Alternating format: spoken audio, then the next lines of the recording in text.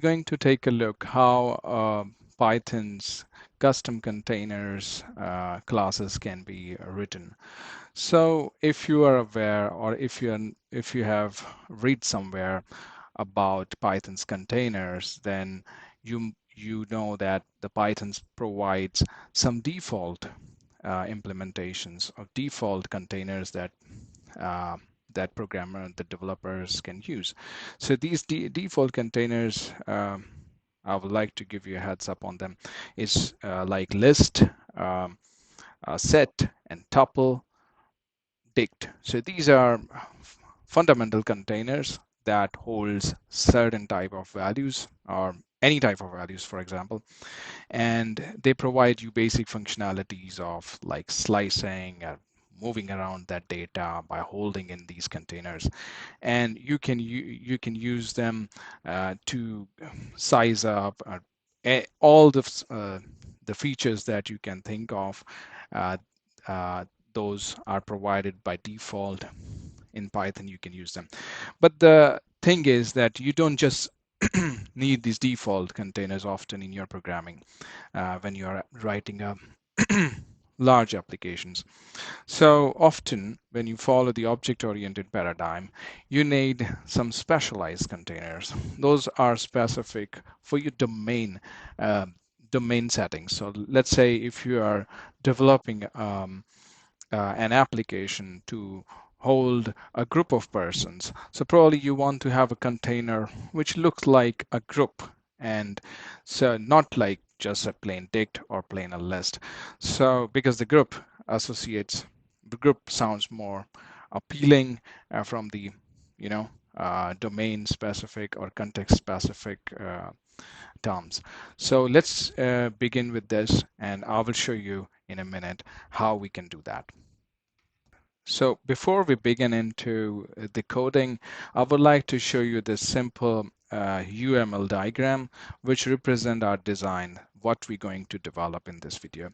So this diagram that you see on the screen is essentially saying it has two classes. One represent group, which is on the left hand side, and one represent person. So you can say there is a link between group to person, an arrow coming from group and going into person. So that in UML terms, that means that group associates with person, or group has persons. And what you see on the line, they are written number one here, and then there is an asterisk sign on the right side. That means it describes the relationship between group and person. So one group can have many persons. That's what the asterisk sign means. It represents many, and this is the one says it's just one group. It's more technical term. They call it cardinality.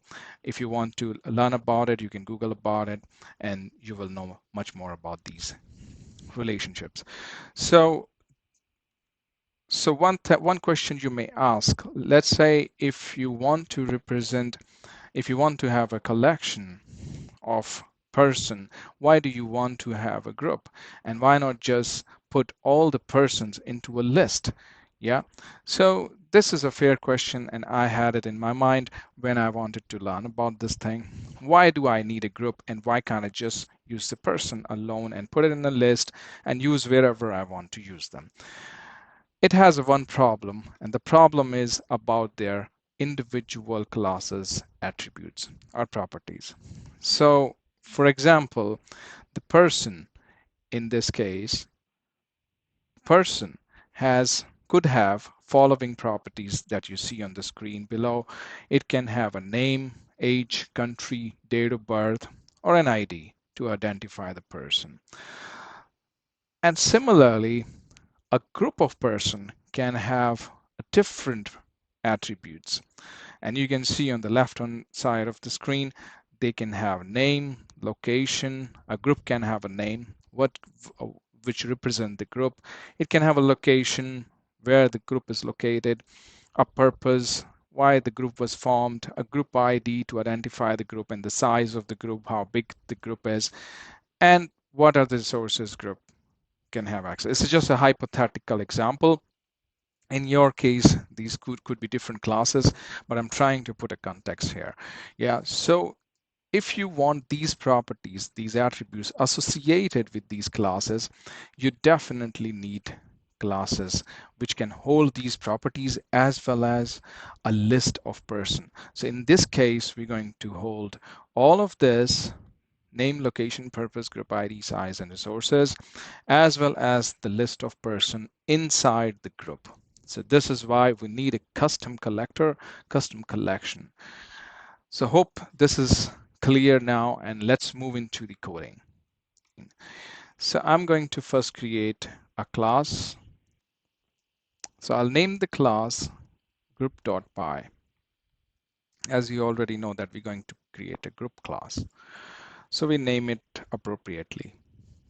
So in this group class, we need a person. So we need a list of person, and we want to represent the person with a class as well. So the classes, those just hold the data and do not hold any functions. Those can be created by Python's inbuilt library function, which is called named tuple. Yeah, so named tuple is pretty handy here. So I'm going to show you how you can utilize it. And for that, let's take an example. Let's say I'm going to create a person class.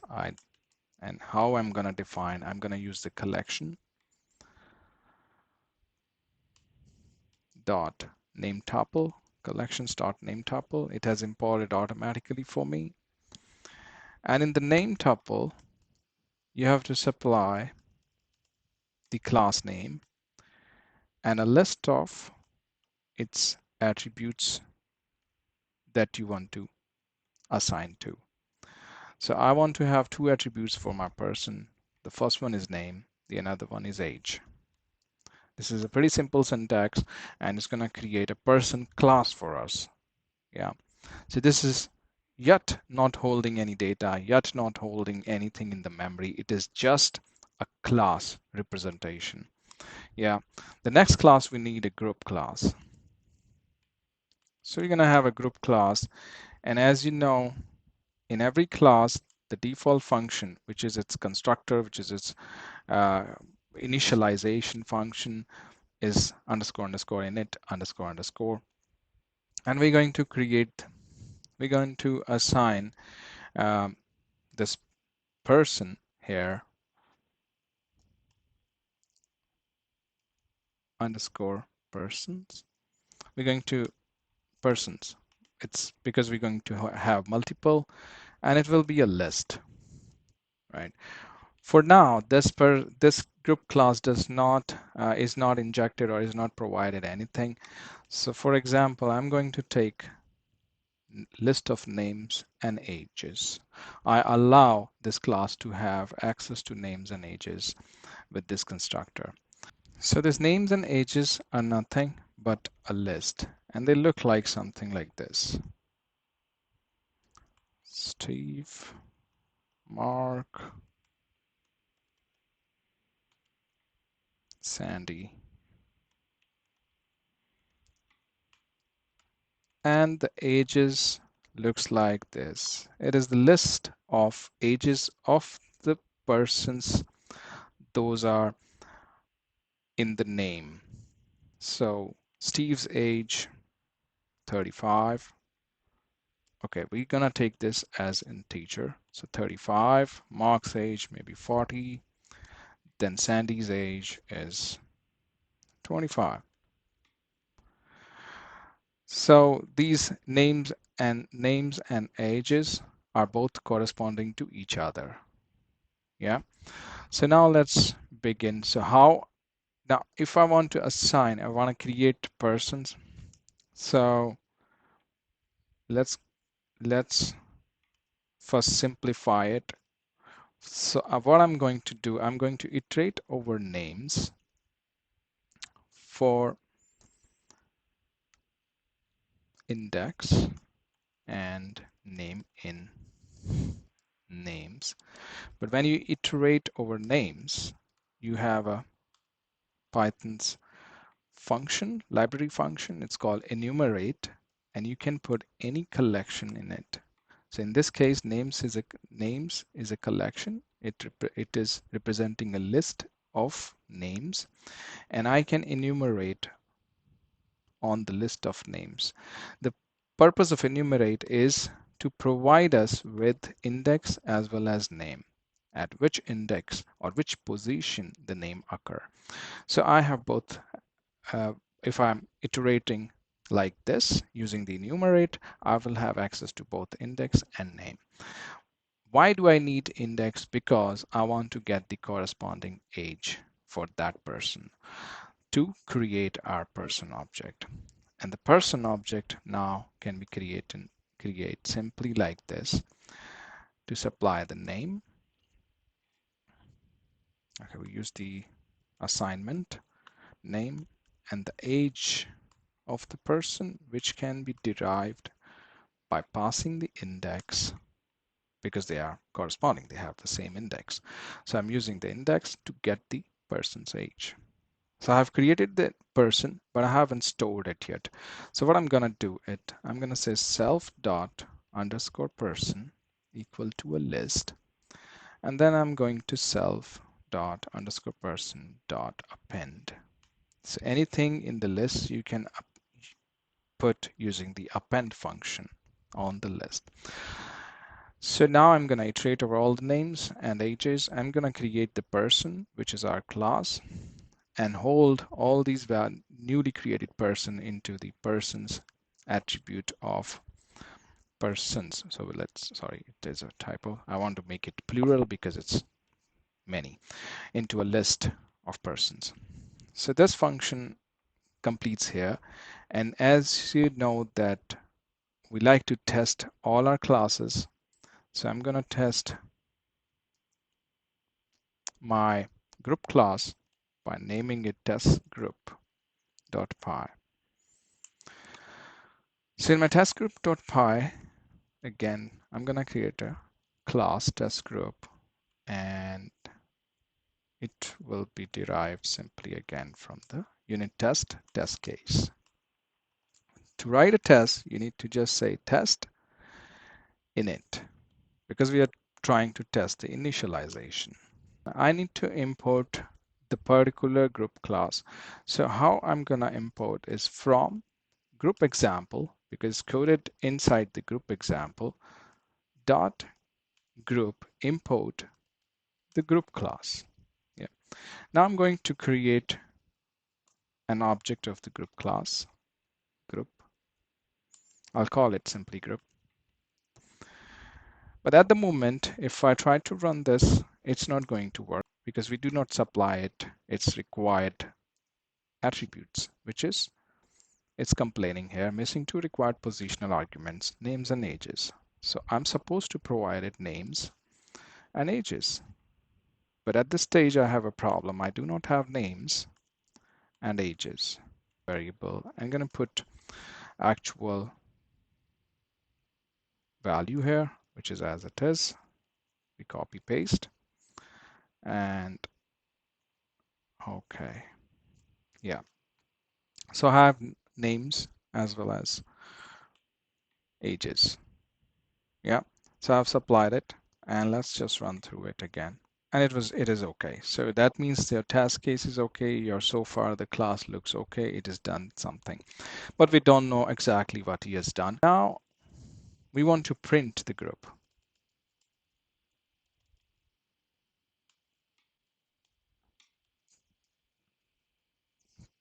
It has printed the group, but I do not know what is inside the group. Can I check the length of the group? If you're not sure, this is the representation of the group, which essentially shows a memory location of the group. We have seen this in earlier videos, so I'm not stressing out on this representation anymore here. So let's take a look to the length. Does it give anything? No, because the group does not have the length. But imagine if you have just a list here, you would be able to print everything because all these functionalities, you get it from the default implementation. But in our case, it is not possible here. So what do we have to do? We have to go one by one and implement them. So what I'm going to do, I'm going to implement these special functions that you see on the on the screen at the moment. So the first function, because our length function is not working, I'm going to take the length function. To provide the length, I need to just return an integer value, but what it could be the length of my default collector, which is list, my person, self.person's length. To length, I'm delegating group's length to person's length, which is essentially the same thing. So technically it looks, and functionally it looks fine. The group has the same length as its persons. So it has three, it has printed three, it has three people in it. Yeah, so it worked out for us. Next, we're going to print a group, and I want to get something out of it. I want to know what is the, the first person, like at 0, who is in the group. Let's try to execute it and see. It complains again. Group object is not subscriptable. Don't go by this particular error. It's a little bit not intuitive, but what it is saying all is that it does not have another special function, which is get item, because we are trying to access its items of our group. So how are you going to do? You're going to return self dot person. Again, I'm going to delegate to my persons get item.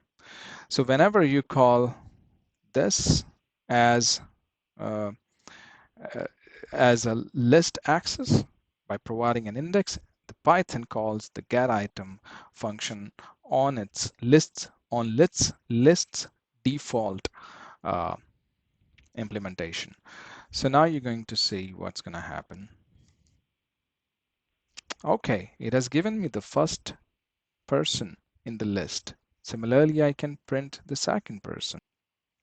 Second person is on the index 1, because the first starts at 0, so second person is marked. So you can print all of them. So this completes our get item functionality here. But now, do you see this place over here? It looks a little bit not Pythonic. I want to give you a heads up here. This is not Pythonic. If you want to make it Pythonic, there is a very famous feature in Python which is called list comprehension.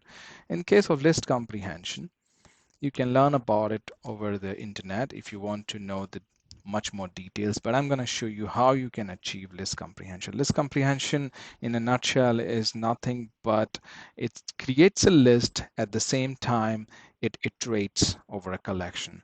So we're going to see. So we're going to create the person again here. I have copied it as it is from the line 10, and you can put this for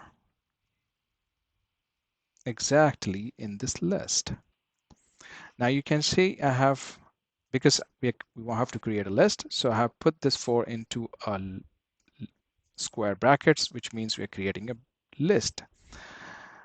And then what we want to put it in the list is this person. So I'm going to put this, I've copied and put it up here. So this completes my functionality here. This is called list comprehension. If you want to read it, it says for enumerate names, index and name. In enumerate names, you create person for that name and index and keep adding it into the list. So we do not need this anymore. And now we are ready with our test. We're going to test again the same thing, and it should work as per expected. So you can see it has printed 3, it has printed the first person and the second person. So you can see all our print statements are working intact. That means our group is not affected by this change. Great. So you have seen a implementation of the group here. Now the next thing I want to show you, the slicing. Can you use the slicing here? If I want to slice this group between 1 to 2, what is going to do? Will it work? Of course, it works. It prints 1 to 2, which is the the second person, which is Mark. And if I want to include it, Sandy, I can leave the second part of the slicing open, and it prints me both of the person starting from the index 1. So this is the slicing operator that you see over here. So this operator, the slicing, you can change using 0 to 3, 0, and you can either put 3 or you can keep it open because 3 is the length. So I have just trying to print everything in my list. So you can see how the slicing is working neatly here. So not just this, it also going to work, and we're gonna say, let's check if a person name Steve, age 35, in group. So we want to know whether this person Steve exists in the group or not. We have to import this particular class because we do not have it in my test, and then we want to print. Okay, we can assign it to result, to our expression.